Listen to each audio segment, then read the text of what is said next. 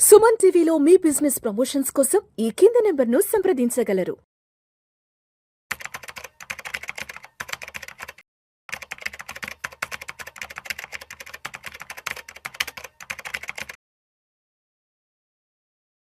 Sir Anil గారు నమస్తే sir. నమస్తే అండి. Welcome to Vishnu talks. Thank you అండి ఇన్వైట్ చేసిన. సో అనిల్ గారు, ఈ వీడియోలో బంగారం వెండి ధరల గురించి కాస్త సావధానంగా మాట్లాడుకుందాం. దీపావళి ముందు వరకు బంగారం వెండి ధరలు ఎలా ఉన్నాయంటే, బంగారం విషయానికి వస్తే ఆల్మోస్ట్ 1,35,000 రూపాయల వరకు బంగారం ధర పలికింది. అదేంటో దీపావళి మరుసటి రోజు నుంచి ఏమైందో కానీ బంగారం వెండి ధరలు భారీగానే కుప్పకూలాయి. ఎవరు ఊహించినంత రీతిలో కుప్పకూలాయి. బంగారం విషయానికి వస్తే ఆల్మోస్ట్ ఒక 10% ఫాల్ అయింది. సిల్వర్ విషయానికి వస్తే 15% వరకు ఫాల్ అయింది. ఎందుకంటారు దీపావళికి ముందు అంతలా ధరలు అరాచకంగా పెరిగిపోయాయి? ఎందుకంటారు దీపావళి తర్వాత ఒక్కసారిగా బంగారం వెండి ధరలు బాగా చల్లబడ్డాయి? చాలా రిలవెంట్. అంటే ఇప్పుడు లాస్ట్ 1 మంత్ ఎస్పెషలీ అక్టోబర్ మొత్తం కూడా బంగారం సిల్వర్ యొక్క ర్యాలీ అనేది గుర్తుండిపోయేలాగా పరిగెత్తింది. సో స్పీడ్ మామూలుగా ఏంటంటే పెరుగుతాయి యాసెట్స్ అనేది అందరికీ తెలుసు, బట్ స్పీడ్ ఎట్ విచ్ పెరిగింది అవడం మాత్రం అన్యూజువల్. ఇంత ఫాస్ట్గా జనరల్గా వెరీ రేర్లీ బంగారం కానీ సిల్వర్ ప్రైస్, ఎస్పెషల్లీ సిల్వర్ చాలా ఫాస్ట్గా ర్యాలీ అందుకుంది. ఒక 3 నెలల క్రితము 1,15,000 1,16,000 దగ్గర ఉన్నది బయట మార్కెట్లో 2 లక్షల వరకు వెళ్ళింది. 180 190 దగ్గర చాలా మంది కొనుక్కున్నారు. బట్ ఈవెన్ ఎంసీఎక్స్ ప్రైస్ కూడా నియర్లీ 1,68,000 వరకు 69,000 వరకు వెళ్ళింది. ఏమైందంటే మార్కెట్లో ఒకటి ఫియర్ ఆఫ్ మిస్సింగ్ అవుట్ అనేది సడన్ గా క్యాచ్అప్ అయింది. అండ్ చాలా మంది బంగారం సిల్వర్ గురించి ఎప్పుడైతే రోజువారీ ఒకటి సామెత ఉందన్నమాట, ఏ యాసెట్ అయితే అటు ఆటో డ్రైవర్లు కానీ మన ఒక టీ షాప్ దగ్గర కూడా డిస్కషన్ మొదలైందంటే ఆ యాసెట్ ఇంకా టైం వచ్చేసింది అన్నట్టే, అంటే హైప్కి వచ్చేసింది దాన్ని, అంటే అంతవరకు వచ్చినప్పుడు. సో అలాంటి పరిస్థితి ఈసారి చూస్తే సిల్వర్ కలా వచ్చింది. ప్రతి ఒక్కరు సిల్వర్ కొనకపోతే ఏదో అయిపోతాం, ఏదో మిస్ అయిపోతాం అనే భావన అనేది చాలా వచ్చింది. అందుకే మనం ఫియర్ ఆఫ్ మిస్సింగ్ అవుట్ తో ప్రతి ఒక్కరు లైన్ లో నిలబడి మరి కొన్నారు. చూసాం హైదరాబాద్ లో కూడా. సో ఏంటంటే ఆబ్వియస్లీ అంతమంది లైన్ లో నిలబడ్డప్పుడు ఫిజికల్ సప్లై అనేది కూడా లిమిట్ అవుతుంది. ఎంఎంటీసీ అనేది మన గోల్డ్ సిల్వర్ది రిఫైనరీ ఉంటుంది, పిఏఎంపి. వాళ్ళ దగ్గర అవుట్ స్టాండింగ్ స్టాక్ అంతా అయిపోయింది, అంత ఫిజికల్ డెలివరీ అయిపోయింది. అందరూ వెళ్ళి కొన్నారు. మీరు అన్నట్టు అడ్వాన్స్లు ఇచ్చి మరీ తీసుకున్నారు. మళ్ళీ ఒక్క మార్కెట్లోనే కాదు, ఇది ఓన్లీ ఒక ఇండియన్ మార్కెట్లో ఎస్ ఉండింది. ఎందుకంటే ధన్తెరస్ వస్తుంది, పండుగ వస్తుంది, ఈ హైప్ క్రియేట్ అయింది. పెళ్ళిళ్ళ సీజన్ అని అన్నింటికీ ఫుల్ హైప్ క్రియేట్ అయింది. దాంతోపాటు వెస్టర్న్ మార్కెట్స్ లండన్లో కూడా ఫిజికల్ డెలివరీ అయిపోయి యుఎస్ నుంచి ఫ్లైట్స్లో సిల్వర్ తేవాల్సి వచ్చింది. అలాంటి పరిస్థితులు వెరీ రేర్ జరుగుతాయి. ఈసారి జరిగింది. లాజిస్టికల్ కూడా చాలా లేట్ అయింది. కాకపోతే ఏమైందంటే ఫియర్ ఆఫ్ మిస్సింగ్ అవుట్ కానీ ఇదంతా కూడా ఒక్కసారి దివాళీ తర్వాత ఈ ర్యాలీ, ఇంత ఫాస్ట్ ర్యాలీ సస్టైన్ కాదు. ఎప్పుడైనా సరే ఏదైనా ర్యాలీ సస్టైన్ కావాలంటే బేస్ స్ట్రాంగ్గా ఉండాలి. ఈ కేసులో అంత టైం పట్టలేదు. ఎప్పుడైనా సరే ఏ యాసెట్లో అయినా సరే రన్ అయ్యేటప్పుడు కొంచెం వెళ్తుంది, ఆ తర్వాత స్టెబిలైజ్ అవుతుంది, బేస్ పెద్దగా అవుతుంది, మళ్ళీ అక్కడ నుంచి మళ్ళీ పైకి రేజ్ అవుతుంది, మళ్ళీ కొంచెం స్టెబిలైజ్ అవుతుంది. దట్స్ హౌ స్లోగా స్టెప్స్లో పెరుగుతుంది ఏదైనా యాసెట్ ప్రైస్. బట్ సడన్గా వితౌట్ బేస్ టకాటక్ పెరిగేసరికి చివరికి వచ్చేవరకు అందరికీ భయం పట్టుకుంది. అరే ఇది అన్యూజువల్గా 190లో కొన్నాం కదా. మళ్ళీ ఇంకోటి ఏంటి, ఇంత షార్ట్ టర్మ్లో పెరిగినప్పుడు ఎవరైతే 1.20 1.30 1.40 దగ్గర ఎంటర్ అయ్యారో మళ్ళీ అవకాశం వస్తుందో లేదో అని ప్రాఫిట్ బుకింగ్ చేయడం మొదలుపెట్టారు. దట్స్ వేర్ దీపావళి మర్నాడు నుంచి చూస్తే ప్రాఫిట్ బుకింగ్ స్టార్ట్ అయ్యాయి. అక్కడే అందరూ కూడా రేట్ పడిపోవడం. అండ్ ఇంకో కొద్దిమంది ఏంటంటే రేటు పడిపోతుందని అగ్రెసివ్గా సిల్వర్లో ఫ్యూచర్స్లో షార్ట్స్ కూడా చేశారు.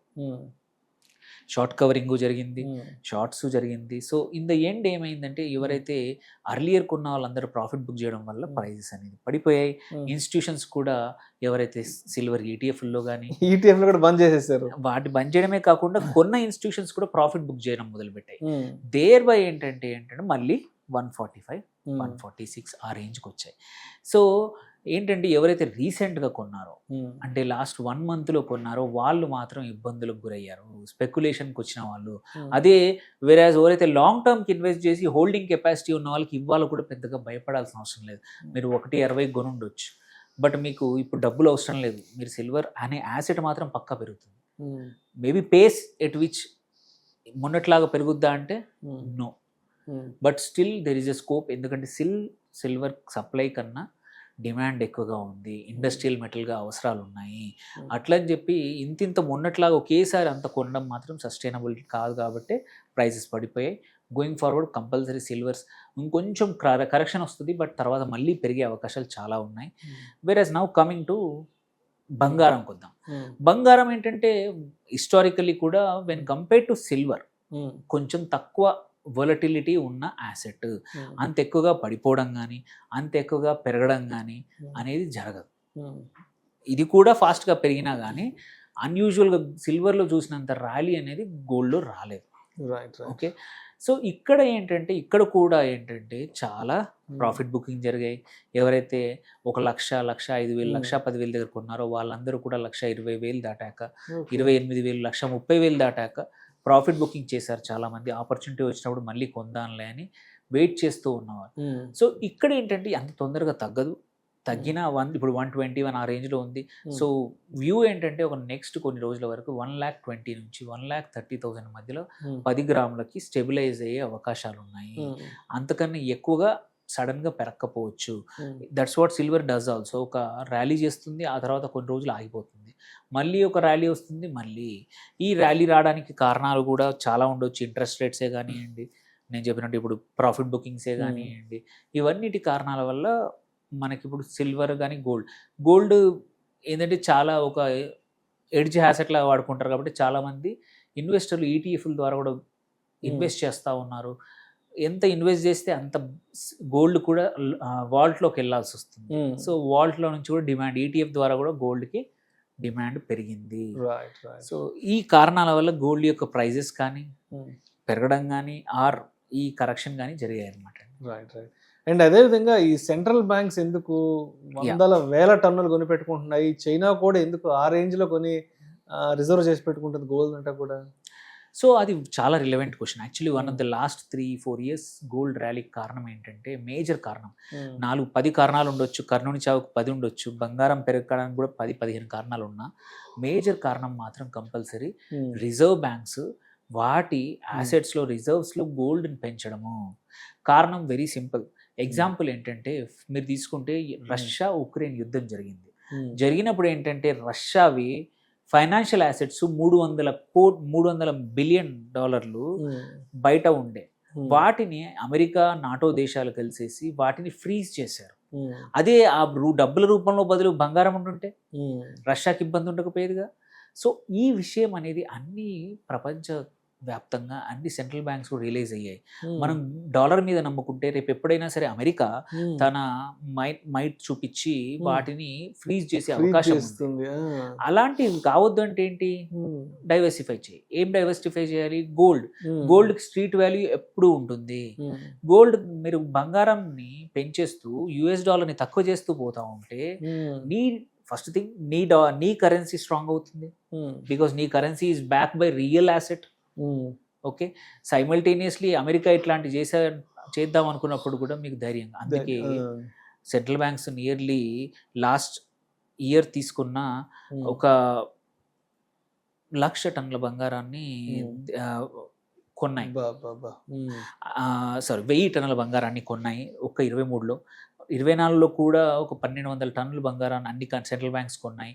ఇదొక్క చైనా నుంచే కాదు, most of the central banks ఇవి చేస్తూ ఉన్నాయి. డాలర్ని డంప్ చేసేసి డాలర్ బదులు, ఎందుకంటే డాలర్కి కంట్రోల్ ఎంత కాదన్నది అమెరికన్ కరెన్సీ. అమెరికా కంట్రోల్ ఉంటుంది. మన యుద్ధాల వాతావరణం కానీ మనకు అవసరం వచ్చినప్పుడు వాళ్ళు బ్లాక్ చేసి పెడితే మనం హార్డ్ ఎర్న్డ్ మనీ ఆఫ్ మన దేశాన్ని, మన సెంట్రల్ బ్యాంక్ డబ్బులు బ్లాక్ అయిపోతాయి. అందుకోసమే చైనా కూడా తను ప్రొటెక్ట్ చేసుకోవడానికి తన కరెన్సీ యువాన్ ఏదైతే ఉందో దాన్ని స్ట్రెంగ్తెన్ చేస్తూ దాన్ని ఒక ఆల్టర్నేటివ్ కరెన్సీ తయారు చేయాలంటే దాన్ని బ్యాక్ చేయాల్సింది గోల్డ్తో. అది గోల్డ్ అందుకోసమే కొంటున్నారు. సెంట్రల్ బ్యాంక్స్ అందరూ కూడా కొంటున్నారు. ఇది ఇంకొక 3-4 సంవత్సరాల వరకు ఇలాగే కంటిన్యూ అవ్వచ్చు. సో ఎందుకంటే నియర్లీ $40 ట్రిలియన్ అప్పు అమెరికాది ఉంది. వాళ్ళు ఏ రోజైనా సరే సింపుల్గా ఇంకా అడిషనల్, ఈ ఎగ్జాంపుల్ నెక్స్ట్ వీక్ 1.5 ట్రిలియన్ కొత్త US డాలర్ ప్రింట్ చేస్తూ ఉన్నారు. ఏది ఇంట్రెస్ట్ కట్టడానికి వాళ్ళు ఏం కష్టపడట్లా, ప్రింట్ చేసుకుంటూ పోతున్నారు. బికాజ్ అమెరికన్ డాలర్ స్ట్రెంగ్త్ ఉంది కాబట్టి Hmm. Over a period of time మనం కూడా కౌంటర్ చేయాలి అమెరికా స్ట్రెంగ్త్ అంటే నీ రూపీ అనేది ఆర్ నీ యువాన్ అనేది కంపల్సరీ బ్యాక్డ్ బై గోల్డ్ ఉండాలి. అదే జరుగుతుంది. Hmm. మన ఆర్బీఐ కూడా లాస్ట్ ఇయర్ నియర్లీ 80-90 టన్నుల బంగారం Hmm. కొనింది కొత్తగా. సో మన బంగారం ఏదైతే యూకేలో ఉందో వాటిని ఇంపోర్ట్ చేసుకున్నారు, తీసుకొచ్చేసారు అక్కడ నుంచి. Hmm. సో ఇంత జరుగుతున్నప్పుడు ఏంటంటే ఇది the end of the rates protection for their economy, currency అనేది బంగారం ద్వారా వస్తుంది. సెంట్రల్ బ్యాంక్లు ఇంకా మానుకోవు. Hmm. అందుకోసం ఇంకొక 2-3 సంవత్సరాలకు కూడా గోల్డ్ అనేది ర్యాలీ కంటిన్యూ అవ్వచ్చు. Right sir. సో మొత్తానికి మీరు ఇందాక చెప్పినట్టు కర్ణుడి చావుకి 100 కారణాలు ఉండొచ్చు, 10 కారణాలు ఉండొచ్చు. Yeah. అండ్ అదేవిధంగా ఈ బంగారం వెండి ధరలు కూడా పెరగడానికి జాతీయంగా అంతర్జాతీయంగా అనేక రకాల కారణాలు వీటికి దోహదపడుతుంటాయి. Right sir. Thank you so much. Thank you.